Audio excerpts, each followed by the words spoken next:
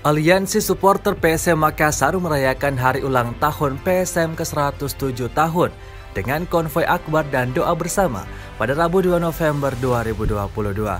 Aliansi ini terdiri dari 11 kelompok supporter PSM Makassar, yakni Laskar Ayan Jantan, Red Gang, Komunitas VIP Selatan, Komunitas VIP Utara, Komunitas VIP Utama, PSM Fans, Kurva Sotma Towangi, Dottoro Supporter, Punggawa Eja, Ramang Mania, dan Gue PSM.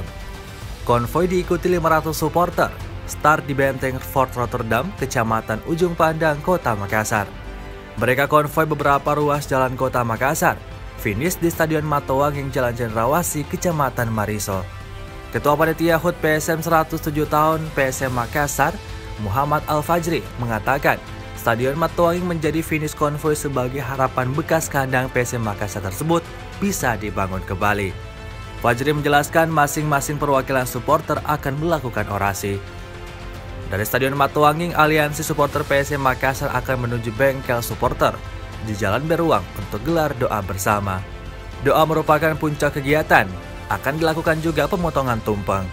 Di usia PSM Makassar ke-107 tahun, Fajri berharap manajemen PSM Makassar bisa mempertahankan capaian William Jan Pluim CS. Saat ini PSM Makassar berada dalam persaingan perebutan Liga 1 2022-2023 dan berhasil menembus final zona ASEAN AFC Cup.